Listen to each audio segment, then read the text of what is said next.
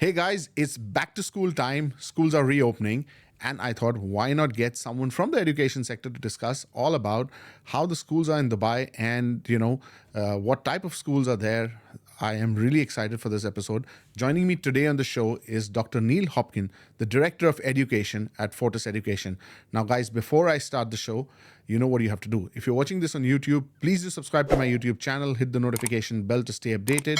Your likes, comments, and shares are really appreciated. If you're listening to this on Apple Podcasts, please do give us a 5-star rating and review. And Spotify listeners, please do follow for more. And now let's cue the music.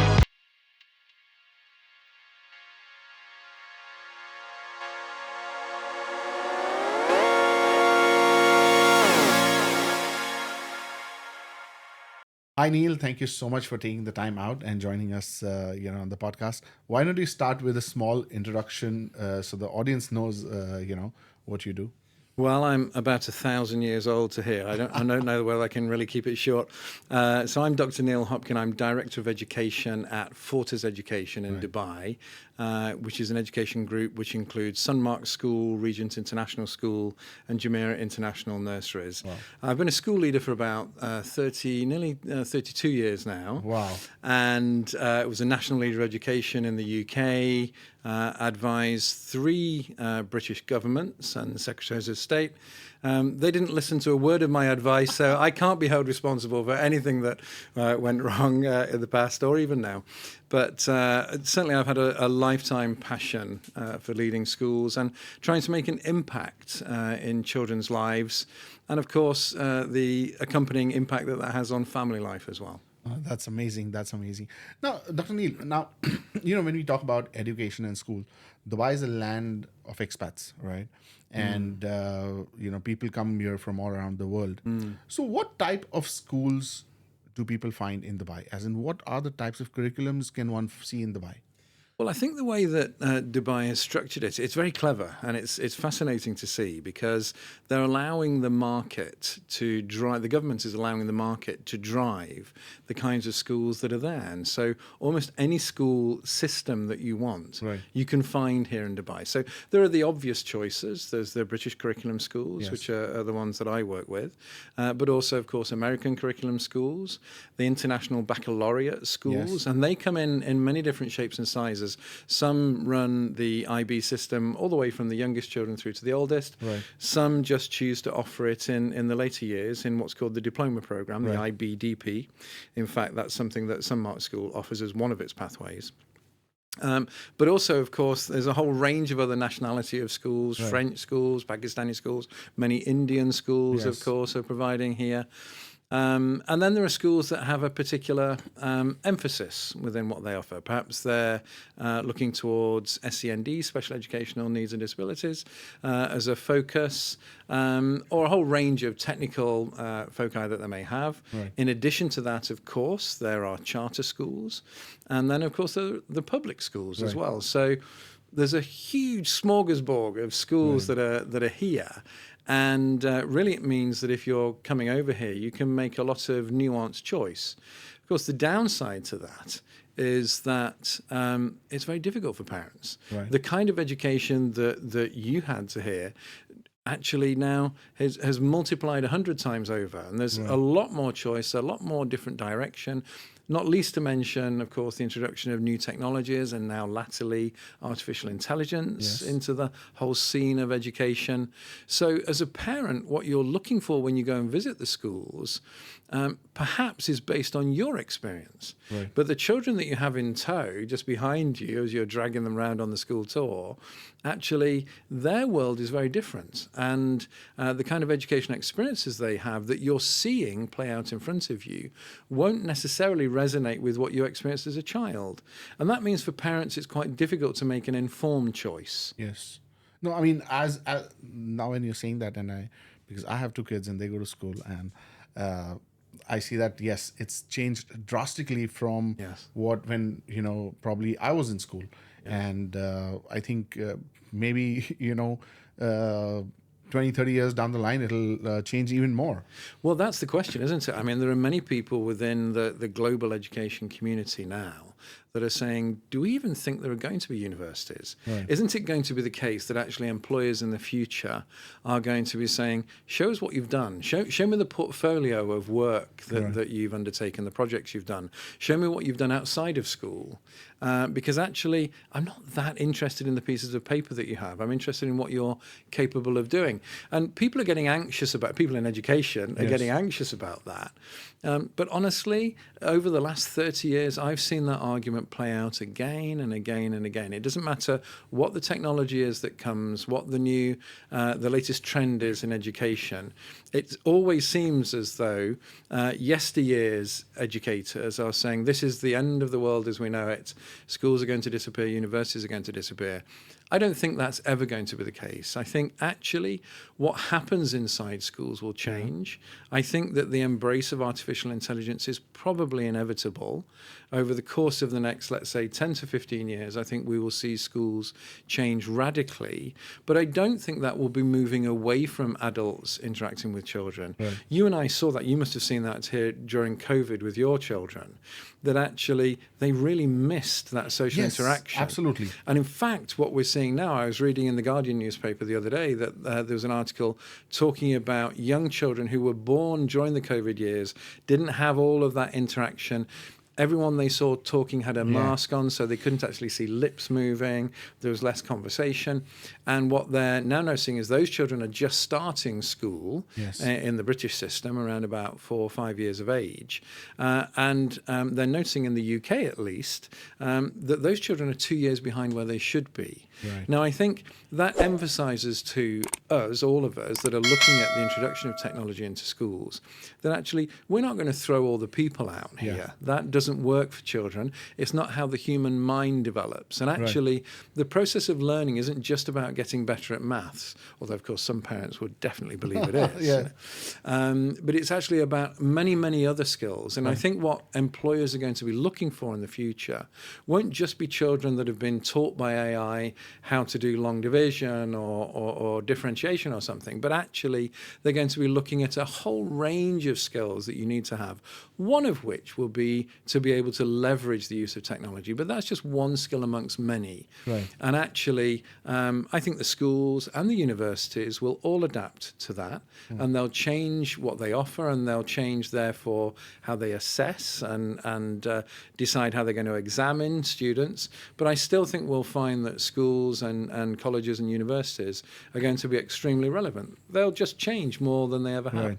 And that's true of education. Education hasn't changed for hundreds of years. Yes. And now, finally, technology has come along that is able to eat schools' breakfast and probably lunch and dinner as well. And it will do unless places innovate. And I think the most innovative schools and the most innovative education system you will find anywhere in the world is here in Dubai. So I'm very confident that the schools here will change, but it does mean that we need to be really on it in terms of helping parents make informed choices, because the landscape is changing. True. Do you think maybe 10, 15 years down the line, will AI replace teachers in schools? No, it won't. I mean, many people say that, look, it'll never replace teachers because it can't make that personal connection, and the students need that personal connection. Now, actually, that's slightly ill-informed. If we look at My AI that Snapchat's operated, within 3 months of launching a digital friend, so an AI friend for young people, there were 10 billion conversations that took place between children and this so-called AI friend. Now, that's all sorts of safeguarding issues around that, and worries, and we have seen that play out over the last 18 months, 2 years or so, of concerns about, well, where is this AI scraping its data from, and who's informing the judgments and the values that we see there? So we've come to understand, once the glossy sheen of our excitement around AI has worn off a little bit, we've actually come to see that this is something that has ethical considerations we ought to be very concerned about, especially for minors and people that are vulnerable in that way. But actually, if we move that issue, which is a very substantial one, to one side, if the argument for saying that schools aren't ever going to survive the AI push because, they are going to survive the AI push because actually it requires personal interaction. Well, 10 billion children didn't think that was the case. Right. 10 billion children would rather have confided their thoughts in an AI friend than in somebody else. Right. So I think we need to wake up a little bit to the fact that actually AI is able to replace those things. And in fact, some of the greatest educational thinkers in the world, guys like Professor John Hattie, who's based in Australia, or Professor Dylan William, who is based in the UK and the States, both of them leading educators and have been for many decades really in the world in terms of educational research. Both of them say it's very clear that if we're not careful about this, then AI is going to do everything that we think only humans can do. Right. Now, if you understand that, then, and you're still building your educational system, your schooling system, on the existing things that teachers do, then I think we're very quickly going to find that we don't need teachers in those classrooms and in those schools. Right. If you and I, you're my teacher, you're in a class and you're teaching me how to do calculus, and you're a great maths teacher and have been for many years, but compared to the AI teacher bots of next year and the year after, actually, you're not going to be that reliable. Some nights, some days you're going to have had a bit of a night the night before, and worse for wear, and actually, you're not going to be as sharp as you were the day before. But AI never has a down day like that. And actually, you're focusing on my friend and working with her on her maths, so you're not able to give me much attention. AI doesn't have that problem. It can focus on all of us simultaneously. So there will be a position when actually, if the school is trying to do what teachers have always done, that AI will simply be better at it. It just will. If, on the other hand, you as a school start to adapt and you start to understand the child not as a consumer of artificial intelligence as a student, but actually as an arch manipulator of AI. So what you're doing is teaching the child how to leverage AI, how to get the benefit of AI, how to step up in their understanding and their utility in the world using AI, then actually you're indispensable in that space. Because that human connection with you is something that AI can't reproduce and isn't able to help you think through. And we've all experienced this. We've all we've all sort of anthropomorphized ChatGPT. Yes. On a daily basis, I shout at the screen, no, I told you not to do that. Why did you forget that instruction? I say to it. I thought you were supposed to be the most intelligent, And we do all that stuff as though it was a real person. It's not.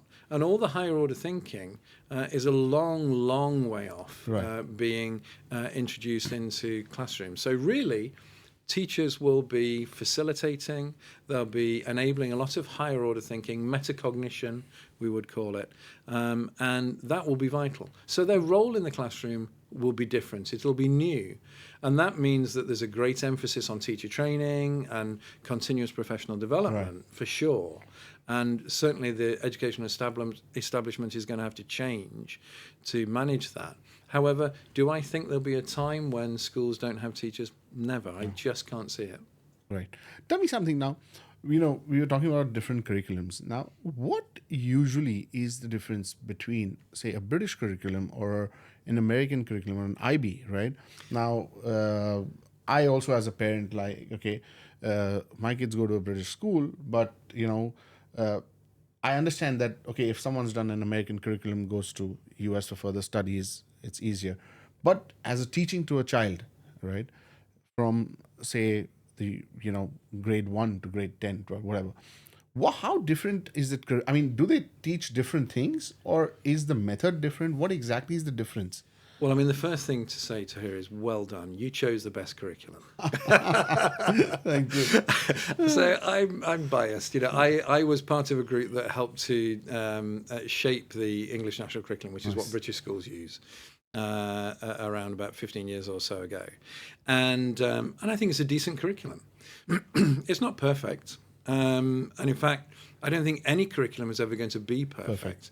There's always a different emphasis. So the British curriculum is very heavily regulated from the start of the school day to the end of the school day. Okay. This is what you're going to do. Your children will have a set timetable that they will work through Right. from dawn till dusk in the school, within the school, and that's what they do. The American curriculum system isn't like that, and it's much more modular. And so students that study within an American curriculum school have some electives that they can choose, different pathways they can emphasize. Now, I'll just take those two as we'll turn to the other models in a moment. If you just compare those two, it rather depends what you as a parent or you as a child, if you're old enough to express a preference, actually want. So what the English national curriculum does is it starts quite young. So it starts with the children enter the system aged around about 4 into the year that they become 5. Which is much earlier than it would be in some Scandinavian countries. So some Scandinavian countries, Russia would be another good example. The children don't start formal education until they're 7. And if you talk to somebody from Finland about the British system starting at 4, they think you're absolutely mad. Why would you do that? The children should be playing and discovering. There's a lot to be said for that, and we'll come on to that in terms of Montessori and other schools in a moment. However, the English system starts them at 4. It says, let's start early. We're not going to have such a big push. We're going to work our way over time. We've got longer to work on it with the children, but we're going to build those skills up. And we'll make sure that we've got really strong coverage and high academic standards. So what tends to typify British curriculum schools is they have a very high academic standard.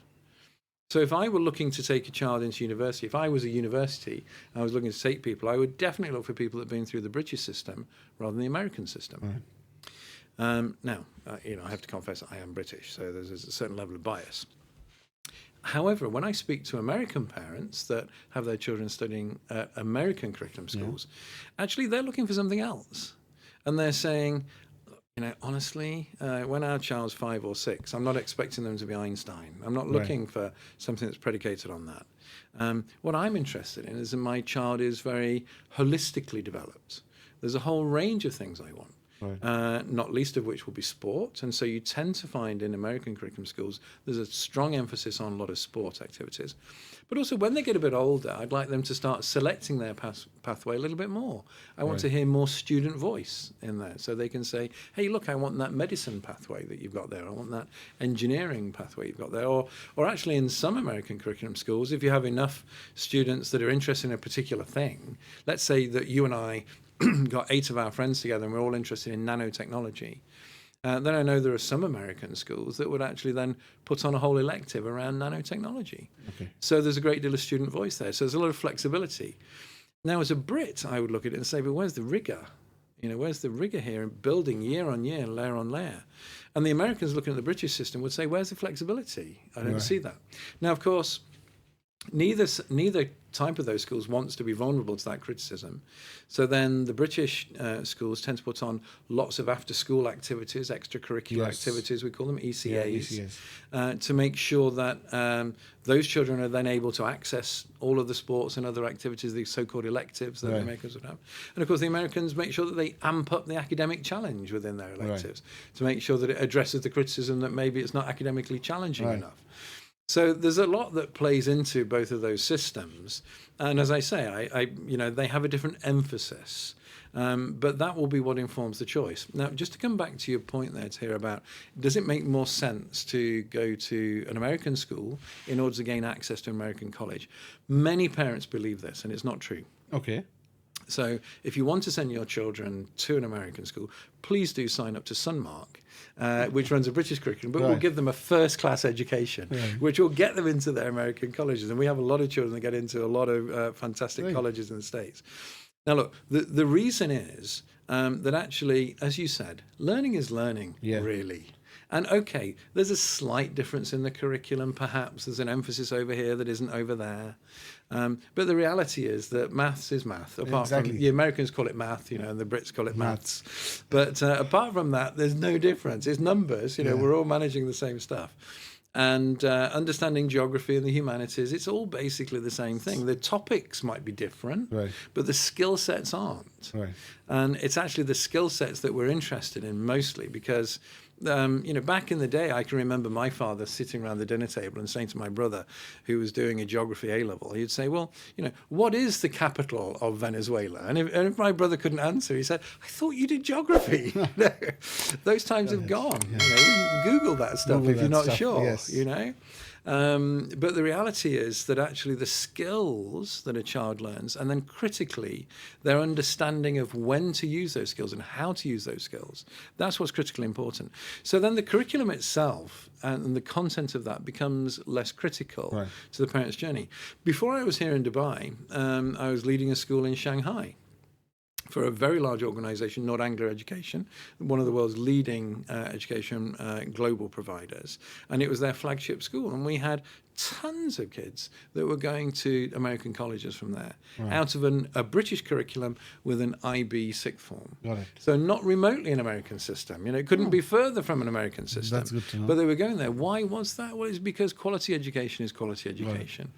And so I think when parents are deciding on the pathway through, often making that choice that seems logical isn't necessarily as obvious as it sounds. What you're actually looking for is, what's the quality of learning that's taking place in this institution? Forget the curriculum. What's the quality of learning? Now, one thing which you just mentioned right now is about different curriculums start teaching at different age. What is a right age to send a child to school? Well, I mean, so I have 3 children. Yeah. And they are all completely different people. I mean, completely different. Yes. And so, you look at them and you think, I would craft, if I were able to, I would craft a completely different personalized journey for each one of them, because they all need different things. Right. And so if you're widening that analogy out, and you're looking at a whole cohort of children, all of the children in Dubai, wherever, all children in the world, there are very many different ways that you would actually decide to set that work out. And I think, personally, I would say it depends on the kind of child you have.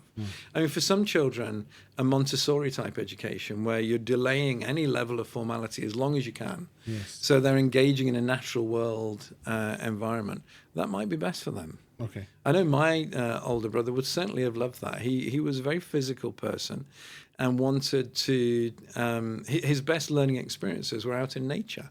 Right. Put him in a classroom and you were putting him up against it. He was like a fish out of water. And there's that story, isn't there, that when you put standardized testing in, you're trying to measure different creatures in a different way. You don't measure the fish and its ability by how well it can climb a tree. True. It's just, what is the fish? Every child has different abilities. And so I think, in trying to decide what's the best age to start education, it's an impossible question to answer accurately, other than to say, look at what that child needs. Have a look and decide whether you think that this particular child of yours needs a school which is catering to physicality, whether they're a boy or a girl. People come in all shapes and sizes and dispositions. Gender is no difference, really. Or if they're quite bookish, do they need? If they're one that wants to start reading early, should I start reading early? If they're one that wants to start reading late, do I need to worry about that? A lot of my work with parents and families over the years has been in trying to reassure parents, because everyone's very relaxed about it until their child's old enough to get into a school. And suddenly your child is one of 20, 24, however many children in a class. And suddenly you start to say, especially the mums. I mean, am I allowed to say that? Especially the mums, Tahir. The mums often say, how's your child doing? What's your child? Is your child reading that? Yeah, well, my child's reading that too. But of course they're not. And then they go home and they say to the child, why aren't you reading this yet? That kid's reading it, why aren't you? And so that whole competitive element builds into that. And we soon find we're in a situation where parents have stopped looking at their child as one person, which we would call ipsative. You're measured against yourself. Right. And they start looking at your child as part of a bell curve of children, which we would call normative. And they start measuring you against the norm.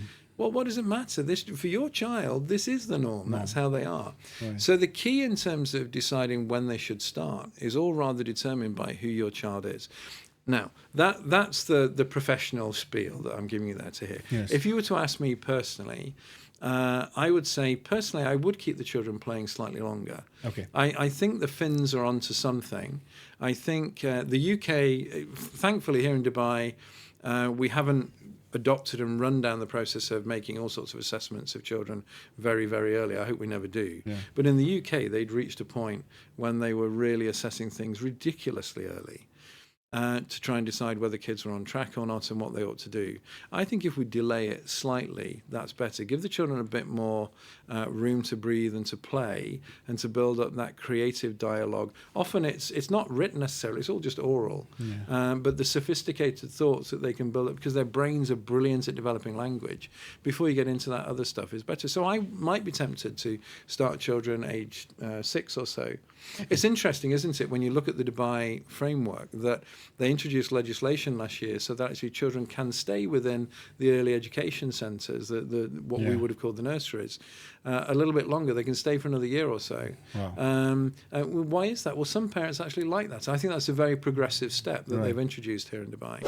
And I might be tempted to keep my own children if it suited them. Yes. I think I think of my middle child, and she definitely would have loved another year in that environment. Whereas my younger child is chomping at the bit to get into formal education. Now they're both. I'm still waiting for the results of the paternity test, but they're both my children. I honestly believe that. My wife assures me, and so they're both my kids. They've had exactly the same upbringing. Right. We treat them completely the same, But and yet actually they're very different. True. And so the truth of the matter is that I think you have to look at that. Personally, I would seek possibly to delay it. But the reason that doesn't happen to here is because statistics don't ever lie, do they? Right. Because the way we interpret them is significant. And it's true that we can tell the classification of a degree that your child is going to get from their birth weight. Wow. All we have to do is to weigh the child at birth, and we can tell you with a fairly accurate degree of accuracy, of probability, we can tell you what classification of degree they're likely to get. I mean, equally, we can tell what classification of degree your child is likely to get, regardless of their birth weight, by the number of books that you have in your house. Now, here's the magic. So if you have 50 books in your house, your child is going to get a third-class degree. If you have 150, they're going to get a 2-2. If they have 200, they're going to get a 2-1. If you have 300 or 500 or more, they're going to get a first-class degree. Here's the magic. Your child doesn't even have to read them.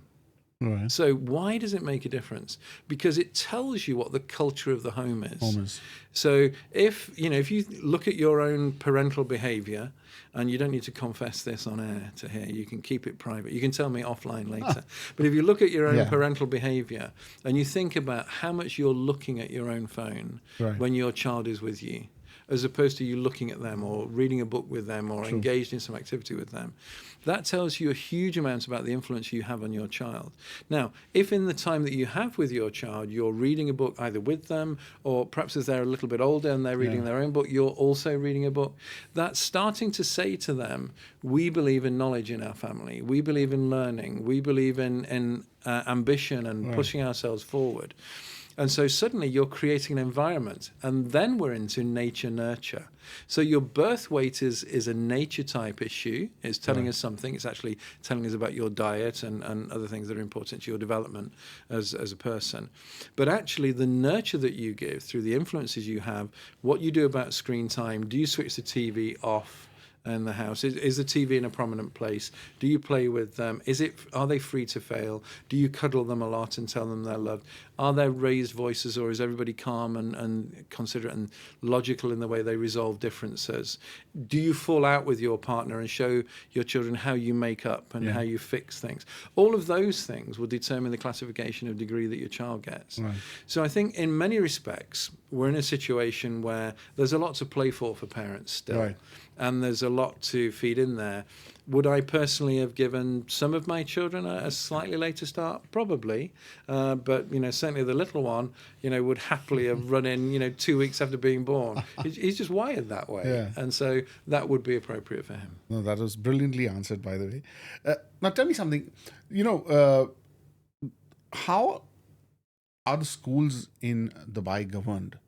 as in from like a government side, right? How does that happen here? Schools are work in very close collaboration with the KHDA. Right. And the KHDA here is a very strong regulator. Right. It keeps a very, very close eye on school performance. Now, there are some reasons for that. There are probably some political reasons for that. I dare say that the government is very keen and very ambitious in its notion that it wants to make sure that in some of the international tests, which are often called PISA and TIMS, that look at science and maths and so on, it wants to make sure that its ranking demonstrates that actually this is a brilliant place to be. Right. There's clearly a GDP-related target that the government would have in terms of saying we want the very best people to come and work in this country and achieve the things we want. And to do that, we better show that we've got one of the best education systems in the world, because people tend to have kids. And so it sets very stringent targets in terms of how it expects schools to perform. And then it inspects those schools very closely to make sure that you're doing everything that you ought to be doing to meet those targets. And in fact, when you look at the Dubai Schools Inspection Bureau framework for inspection, it's more robust than any I've seen anywhere in the world. And I've been all over the world in terms of education. And it's incredible document, very detailed. And if you wanted a handbook, not of how to do things, but what the outcome should be if you do these things, then it's very, very clear, with very clear KPIs and demarcated levels that then determine what kind of overall grading you're going to get as a school across a 6-point scale that will take you from outstanding down to a school that is weak. And so in reality, the regulator, the government here, and its regulator, has a very strong understanding of how its schools are performing. Wow. And how it wants to help to keep those school leaders focused.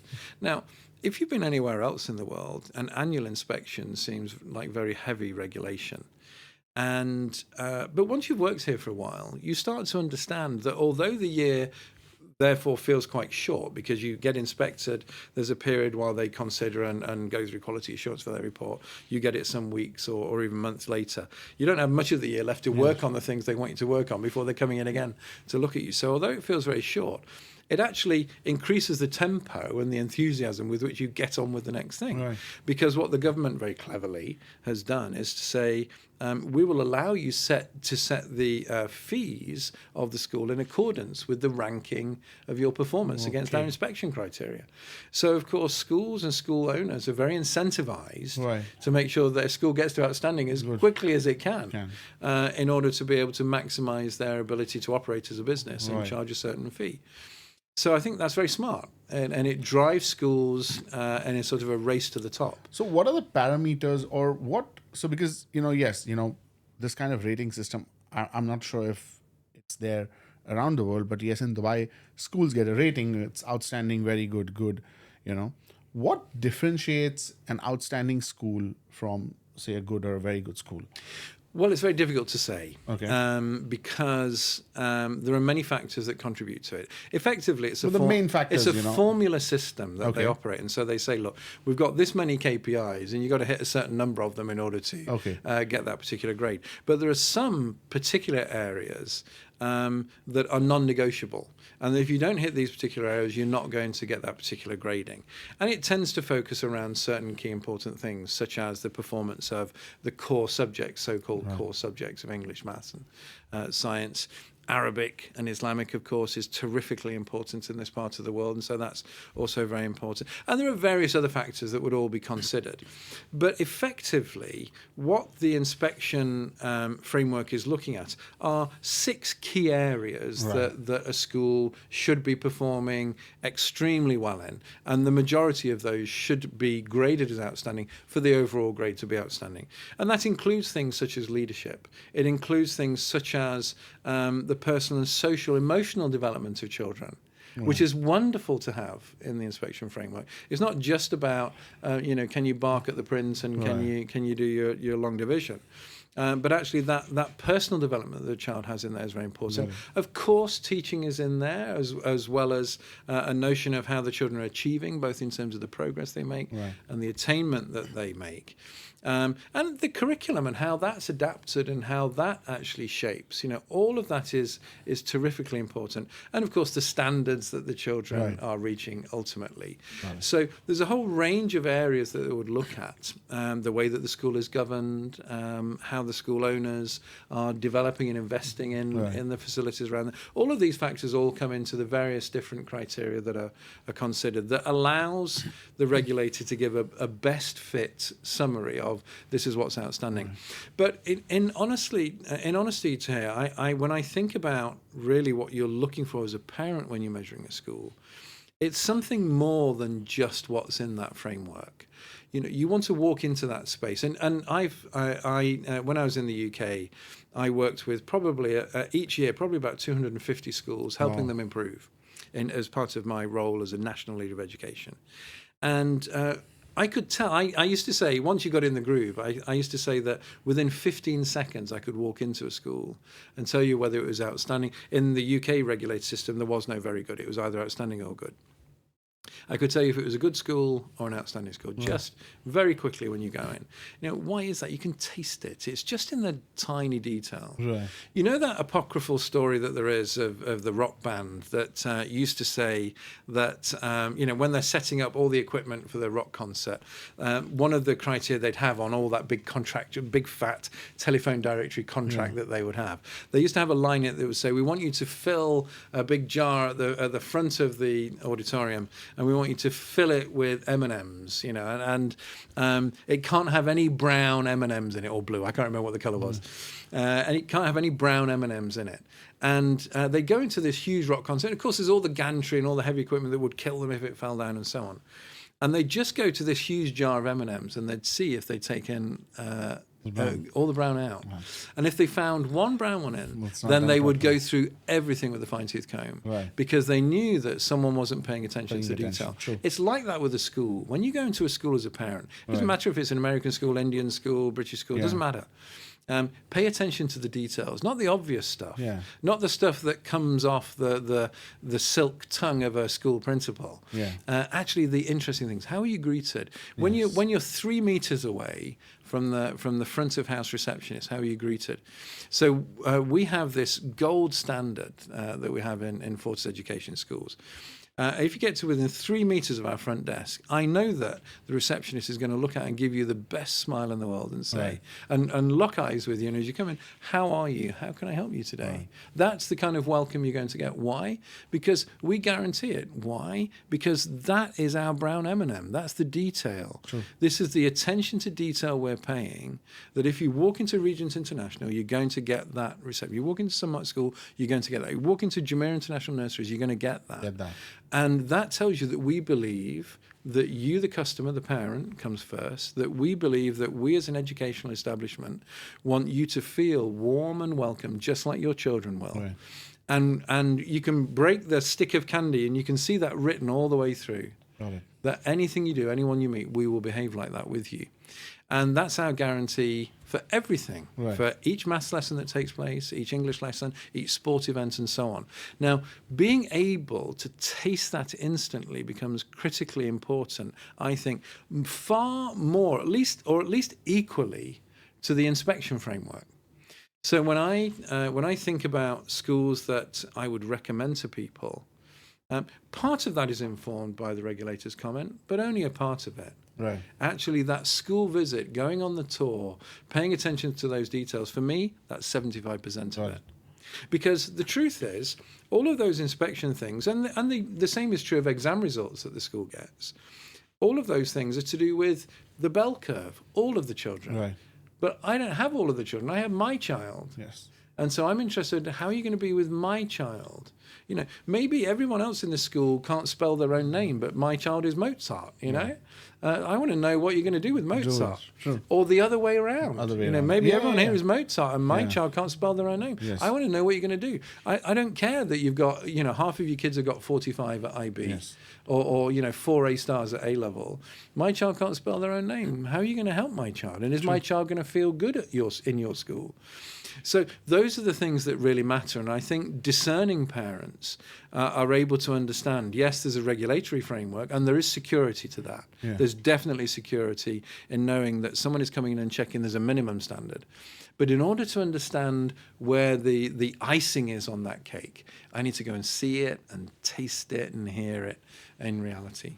Now, talking about governance, are the fees also governed, or does the school have the right just to increase the fees? The school does not have the right to increase those fees, naughty schools. So it rather depends how it's set up. So the school has to agree with the regulator, the KHDA, where the boundaries are around the fees. Now, some schools decide they might, especially if they've just opened, they might decide, look, I've agreed this fee. I've agreed it's $10 with the KHDA, but actually, in order to help my school grow, I'm going to set my initial fee in the first year at $3, you know, and then they come in. And of course, they can move. They're still under the boundary, so they can move up within the course of the year. But actually, the regulator makes sure that they keep a very firm handle on that. Got it. And in any case, your fee, the cap of your fee, is determined by whatever your school rating is. Okay. So, and each year the KHDA issues a percentage. Here's our guideline percentage schools are able to increase by this much. So if you've already reached that boundary, You can then increase. this year you can only increase by that. Let's say it's 2.6%. Right. You can only increase by 2.6. Right. Now, if you're underneath that boundary, of course, you can increase by a little bit more. But again, this is a city, this is a country that is enormously sought after the world over. And so many schools are already here. And in fact, we've heard that across the course of the next 5 years, that the government estimates that another 160 schools are going to be required to cope with that increase In population. that we're seeing by 2030. Yeah. So the truth of the matter is this is highly competitive. Right. So actually, there are a number of things as a school operator that you're aware of. One is, where am I in terms of the boundary? But another one, at the very least, is, and how am I performing compared to my competitors? What are they doing? What do I think they're doing? And all the usual negotiation you're going to go through internally in an organization to decide where you want to pitch your price point to make sure that, of course, you're still able to invest in the school's development, but you're not pricing yourself out of the market. Now, as you said, there are over 160 schools planned in the next few years. Extra schools. Yes. Yeah. Right. What sort of occupancy do schools have right now in general? Oh, it varies enormously. It can vary dependent on the lifespan of the school. How long have you been open? It can vary in accordance with the curriculum that you're offering. Of course, location is everything. And in your area of the world, your expertise, I know I'm preaching to the converted here because it's location. Yes. So but you've got some amazing location for your schools as well. We do, yeah. We have some amazing locations. We're just around the corner from here. Yes. In the Greens, at Emirate Hills, and JVT, of course. Yeah. And all of our nurseries are in prime locations all across Dubai. The Palm, you name it, we're everywhere. Yes. We do have some great locations because it matters. But actually, what really matters is being close to local communities. Right. I think, and we were just talking before we started recording about the difficulty of traffic. And I think that increasingly, until we see that point when the government has solved that particular problem, and we all live in hope, then we can see that actually parents are going to want their children on that school bus for shorter and shorter distances because it's taking longer and longer to get there because of the density of the traffic.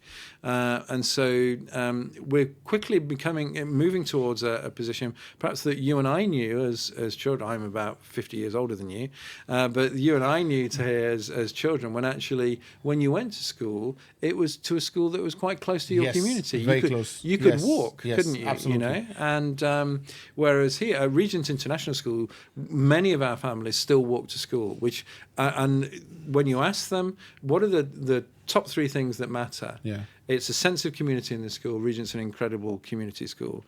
It's the academic results, of course, because that's what matters. And it actually functions in my community, and I can walk to it. Right. You know, it feels like it did at home. Yeah. Wherever home is, from Yes. around the world, parents remember walking to their own school. Right. Absolutely. Now, that's super difficult in Dubai, and Yes. very few schools can manage that. Regent International can manage it. But the reality is that I think in terms of occupancy, dependent on the lifespan that the school's at, what we're seeing at the minute is that schools are very quickly reaching that capacity. The best schools, like Sunmark School, are reaching that capacity. It's hard to find places in those schools. Why? Because they're very popular, they're performing very Right. well, and there's a lot of people around. Right. And so, you know, parents, we used to find perhaps a few years ago that parents would think there's a plethora of choice. I don't need to re-enroll. I'll go on holiday in come August. back and I'll wait till my August paydays come through, Yes. and then I'll re-enroll. Actually, that's no longer the case. We're finding that parents are re-enrolling very early Yes. because I've got a great school here. I want to keep my place, and I can see that it's Yeah, no, I totally agree, because competitive. 4 or 5 years back, this was probably not the situation. It Yes. was very easy, but now to get into schools is getting difficult. It is getting Yes. difficult. It's getting more especially difficult. the good ones. Yeah. It's getting very difficult now. It's very difficult, and that's a great place for school operators, of course. Yes. But the reality is, if like me, you have a heart for children and families, what you want is for every child to be in a great school. Yes. And so that means, of course, that Dubai is working very closely with school operators to try and open more schools, and that's why we see those kind of figures for the future. What about, we've seen, like, off lately, in the past few years, we've also seen a lot of international schools from across the world opening schools here, and some great Yes. schools. And I must say, I mean, I think probably Dubai today has one of the best schools from all around the world. It's the most competitive jurisdiction in the world. Wow. And of course, I mean, if we just look at a sector I'm very familiar with, the British sector. Yes. So you'll know, of course, that there was a change of government in the UK from Conservatives to Labour. And Labour had announced a long way in advance that if it got into power, which was becoming increasingly obvious that they would, that they were going to introduce a 20% tax, or they were going to cut the tax break to independent schools, the so-called UK public schools. And of course, that put shockwaves through the independent school sector in the UK, because suddenly they were going to have to charge all their parents 20% more. And so a lot of parents would leave that school and go for a cheaper school, et cetera, et cetera. And so many schools then said, well, look, we're going to need to go and get funding from somewhere. Maybe we should be looking overseas to prop up our balance sheets. And so we've seen over the course of the last few years, as schools have worried about this potentiality, we've seen many more of the heritage school brands from the UK popping up across the world. Yes. And of course, Dubai is definitely the hot place to go, literally the hot place to go for schools. And so we've seen them appear here. Nice. But what about now schools? Yes, but do you see that we will also see a lot of universities coming up here? Because right now, I this is my personal observation as a parent, that okay, if I want to see schools, there's a huge choice of probably the best of best schools, right? But if I talk about higher education, we don't probably have that many options as compared to the number of schools. Currently. We do, yeah. I mean, I think universities are a different financial proposition for developers to look at in terms of the returns and the investments. And also to a certain extent in terms of scalability. But I think the problem is slightly deeper than that in terms of bringing large numbers of universities over. And it's understanding the market. Right. So if you speak to many parents, then they're wanting to send their kids to the Ivy League schools, the Russell Group schools, universities in the UK. They don't necessarily want to send them to a lookalike here in the UAE. Now, I think that situation is changing.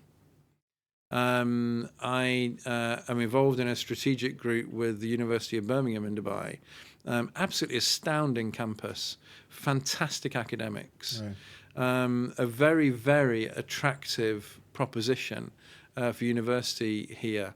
And there are others, of course, Right. that are operating here. I think more will come. For sure, and we have to look at the various markets. We have to look at the affordability. Right. The UK university sector has a problem anyway because the fees have remained at the same price point, which is around about £9,000 per annum, since 2012. Right. They're being priced out of business. They can't afford to keep going. And so I was reading some literature in the British press just this last month saying that the vice chancellors of most British universities are now talking about having to merge universities. Possibly they are now seriously considering that because that funding is drying up. Of course, Brexit has completely killed off foreign students, and that's really hamstrung them. We don't see that changing anytime soon. Right. Now, with that pressure, it's not a complete jump of plausibility to go from what's happened around the heritage schools in the UK to what's happening at universities. Right. And we might see that some of the highest performing universities are seeking to establish campuses that have the full integrity, just as the University of Birmingham in Dubai does. Has the full integrity of the mothership, if you like, in the UK. But over here in Dubai, which is a very attractive educational market to be involved in. So I think we might well see that change in the future. And I think part of that is to do with the UK domestic situation.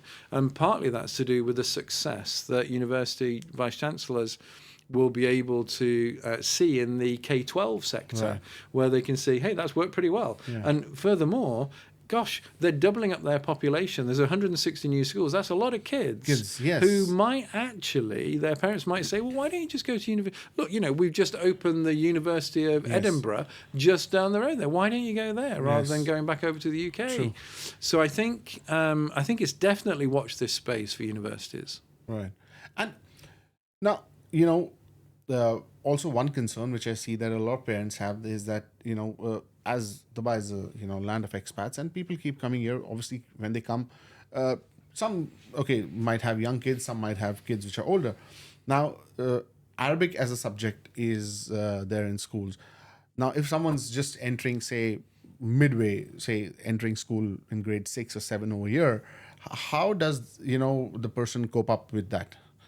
Well, it's tough. So I'm British, and the British are renowned the world over for only speaking one language. In fact, we don't speak that very well. Most of my colleagues in the corporate office at Ford's Education are Indian. I'm the diversity appointment, and and almost everybody's English is better than mine. So I mean, it's an interesting situation. Do you know, Tahir? I think that the key thing here is, what do we want our children to learn? And there are many things that we want them to learn. English would be one of them, for sure. Yes. I think most of us have understood that, rightly or wrongly, and it's a global language. It is a global language for sure, and Yeah. probably at the minute is still the lingua franca in most places.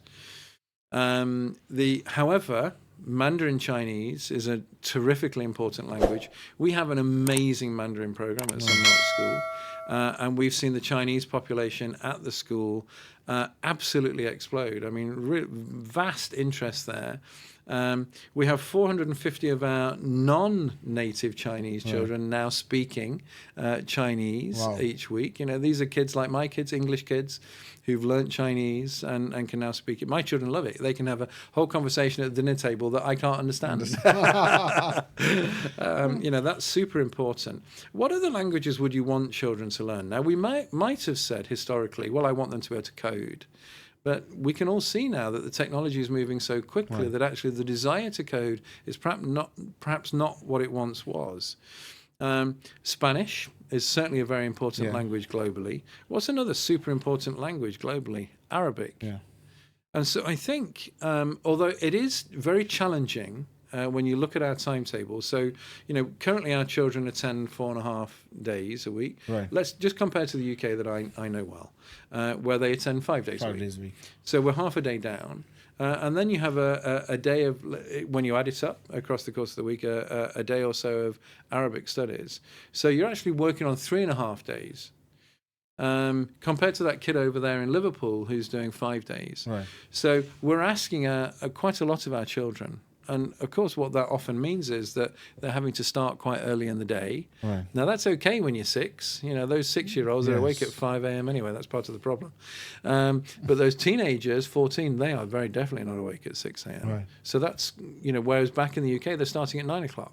Okay. A more humane time for that kind of brain at that point, if you're trying to maximize learning. So there are challenges around that. However, if my children go to some like school and they're learning English, they are English, but they're learning English, they're being taught English as part of their studies. They're also learning Mandarin Chinese, and they're also learning Arabic. It's incredible. True. Just imagine, I only speak one, I'm a monoglot. Right. But I look at my 3 kids, and actually they're able to speak at least 3 languages, and then they add in French when they're getting older, or Spanish when they're getting older, maybe 4 languages. That's an unprecedented position for a British child to be in. But actually, for all children, if you put your children through some art school and they learn English, Chinese, Mandarin, and Arabic, wowza. Yeah. Where aren't they going to be useful in the world? Everybody's going to want to employ them. Yes. So I think in reality, it's a challenge. But do you know what? We're in challenging times, aren't we? Sure. And I think the more we can equip our children to connect with other people from different cultures, and to connect with people from different cultures in that person's language rather than your own, then I think a lot of the world's ills could be cured if we can just talk together. And you, as someone whose mother tongue is other than my mother tongue, can see that I'm making an effort to come over to you, then actually that comes back to that notion of holistic education and what you're trying to do. One of the main things that the Fortis education schools and nurseries really predicate themselves on is positive education and character strengths. And if you're able to develop a way of connecting with other people that also includes empathy, that also includes love, and a whole range of character strengths, and you add to that those languages, then actually we're equipping our children for a future. And I can't imagine any time when it's been more important to connect and to be able to connect with that other person really well. Perfect. I think, Dr. Neil, that was really amazing. I had a lovely chat. Got to learn a lot from you as well. Thank you. And I wish you and Fortis Education all the very best. And, I look forward to seeing some more schools. Thank you so much, Tahir. And, look, any time that you need a little bit of help with any of your maths, I'm here for you. Thank you so much. Thanks. So, guys, that was Dr. Neil Hopkins from Fortis Education. I think that was an amazing episode. I got to learn a lot, and I hope you find this episode useful as well. If you need any information, if you're coming to Dubai, you need anything on real estate, you want to know anything about education, I'm going to leave their links as well in the description below. So please do like, subscribe, share, and I'll be back with another episode of the Dubai Real Estate Podcast very soon.